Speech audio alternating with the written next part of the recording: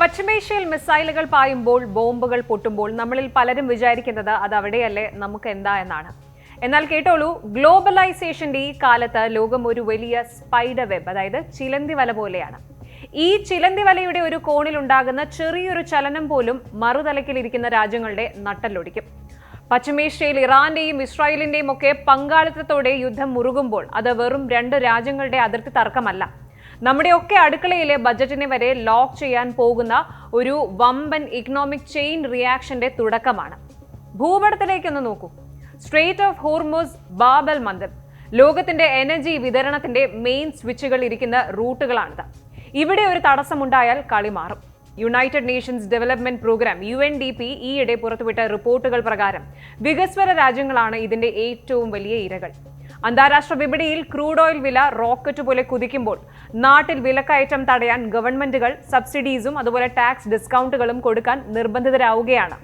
കേൾക്കുമ്പോൾ ജനങ്ങൾക്ക് ആശ്വാസം തോന്നും, പക്ഷേ ഇതിന്റെ പിന്നിൽ വലിയൊരു ട്രാപ്പ് ഉണ്ട്.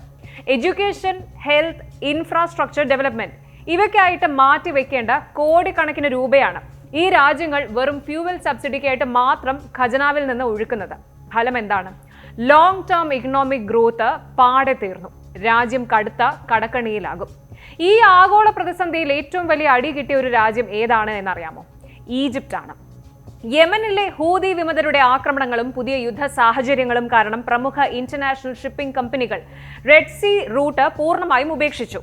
പകരം അവർ ആഫ്രിക്കയുടെ തെക്കേ അറ്റത്തുള്ള കേപ്പ് ഓഫ് ഗുഡ് ഹോപ്പ് ചുറ്റിയിട്ടാണ് ഇപ്പോൾ പോകുന്നത്. ഇത് ട്രാവൽ ടൈമും കപ്പൽ കൂലിയും കുത്തനെ കൂട്ടിയെന്ന് മാത്രമല്ല, സൂയസ് കനാലിലൂടെയുള്ള ട്രാഫിക് പാടെ കുറയ്ക്കുകയും ചെയ്തു. ഈജിപ്തിന്റെ ഏറ്റവും വലിയ ഫോറിൻ എക്സ്ചേഞ്ച് വരുമാന മാർഗമായിരുന്നു സൂയസ് കനാലിലെ ടോൾ എന്ന് പറയുന്നത്. 2026 തുടക്കത്തിൽ നേരിയ വരുമാന വർധനവ് കാണിച്ച് റീബൗണ്ട് ചെയ്യാൻ ശ്രമിച്ചെങ്കിലും 2 വർഷത്തിനിടെ ഏതാണ്ട് $9 ബില്യൺ നഷ്ടമാണ് ഈജിപ്തിന് ഈ ഒരു പ്രതിസന്ധി ഉണ്ടാക്കിയത്. വരുമാനം നിലയ്ക്കുകയും ഇൻഫ്ലേഷൻ കൂടുകയും ചെയ്യുമ്പോൾ ഈജിപ്ത് ഒരു വലിയ ആഭ്യന്തര കലാപത്തിലേക്ക് നീങ്ങിയാൽ അത്ഭുതപ്പെടാനില്ല. ഇനി ഈ യുദ്ധത്തിന്റെ എപ്പി സെന്ററിന് തൊട്ടടുത്തുള്ള ലെബനന്റെ കാര്യമോ? കഴിഞ്ഞ കുറെ വർഷങ്ങളായിട്ട് ഹിസ്റ്ററിയിലെ തന്നെ ഏറ്റവും വലിയ ഇക്കണോമിക് കൊളാപ്സ് നേരിടുന്ന രാജ്യമാണ് ലെബനൻ എന്ന് പറയുന്നത്. അവിടുത്തെ കറൻസി മൂല്യം തകർന്ന് തരിപ്പണമായി നിൽക്കുമ്പോഴാണ് ഇറാന്റെ പിന്തുണയുള്ള ഹെസ്ബുള്ളയും ഇസ്രായേലും തമ്മിലുള്ള നേരിട്ടുള്ള മിലിറ്ററി ക്ലാഷസ് കാര്യങ്ങൾ കൂടുതൽ വഷളാക്കിയത്. താൽക്കാലിക വെടിനിർത്തലുകൾ ഉണ്ടായെങ്കിലും ലെബനന്റെ ഇൻഫ്രാസ്ട്രക്ചറും ടൂറിസവും പൂർണ്ണമായി സ്തംഭിച്ചു. ജോർദൻ, സിറിയ തുടങ്ങിയ അയൽ രാജ്യങ്ങളും ഇതേ ഭീഷണിയിലാണ്. അഭയാർത്ഥി പ്രവാഹവും റിസോഴ്സുകളുടെ ദൗർലഭ്യവും ഇവരെ ഏത് നിമിഷവും തകർക്കാം.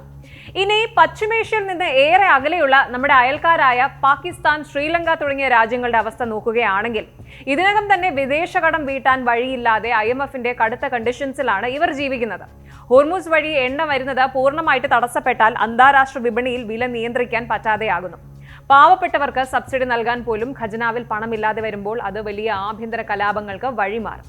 അതുപോലെ ആഫ്രിക്കൻ രാജ്യങ്ങളിലാകട്ടെ ഫെർട്ടിലൈസർ വിതരണത്തിൽ ഉണ്ടാകുന്ന തടസ്സങ്ങൾ വലിയൊരു ഭക്ഷ്യ പ്രതിസന്ധിക്കും ക്ഷാമത്തിനുമുള്ള സാധ്യതയാണ് തുറന്നിടുന്നത്. ഇനി ഗൾഫ് രാജ്യങ്ങളിലേക്ക് വരികയാണെങ്കിൽ സൗദി അറേബ്യയും UAEയും വലിയ സാമ്പത്തിക കരുതൽ ശേഖരം ഉള്ളതുകൊണ്ട് താൽക്കാലികമായിട്ട് പിടിച്ചു നിൽക്കുന്നെങ്കിലും എണ്ണ കയറ്റുമതി തടസ്സപ്പെട്ടാൽ അവരുടെ GDP ഗ്രോത്ത് മന്ദഗതിയിലാകും. അതുകൊണ്ട് ഈ യുദ്ധത്തിൽ ആരും തന്നെ കംപ്ലീറ്റ് ആയിട്ട് സേഫ് അല്ല. ഈ വലിയ പ്രതിസന്ധി ലോകത്തിന് നൽകുന്ന അതിലും വലിയൊരു പാഠമുണ്ട്. പരമ്പരാഗത ഫോസിൽ ഇന്ധനങ്ങളെ, അതായത് പെട്രോളിയത്തെ അമിതമായിട്ട് ആശ്രയിക്കുന്നത് എത്രത്തോളം ഡേഞ്ചറസ് ആണ് എന്നാണ് ഇത് കാണിച്ചു തരുന്നത്. പശ്ചിമേഷ്യയിലെ ഒരു രാഷ്ട്രീയ ചലനം പോലും ലോകത്തിന്റെ അങ്ങേയറ്റത്തുള്ള ഒരു സാധാരണക്കാരന്റെ അടുക്കളയെ ബാധിക്കുന്നത് നമ്മുടെ എനർജി സെക്യൂരിറ്റി പോളിസിയുടെ പരാജയമാണ്. ഇനി മുന്നോട്ടുള്ള ഏക സൊല്യൂഷൻ റിന്യൂവബിൾ എനർജിയിലേക്ക്, അതായത് പുനരുപയോഗ ഊർജ്ജ സ്രോതസ്സുകളിലേക്ക് എത്രയും വേഗം മാറുക എന്നത് മാത്രമാണ്. ചരിത്രം എപ്പോഴും ഓർമ്മിപ്പിക്കുന്നത് പോലെ യുദ്ധത്തിന്റെ യഥാർത്ഥ വില നൽകേണ്ടി വരുന്നത് യുദ്ധം പ്രഖ്യാപിക്കുന്ന ഭരണാധികാരികൾ മാത്രമല്ല, ചുറ്റുമുള്ള നിരപരാധികളായ മനുഷ്യരും ദുർബലമായ രാജ്യങ്ങളുമാണ്. കൂടുതൽ വാർത്തകൾക്ക് News 18 Keralam YouTube channel subscribe ചെയ്യുക.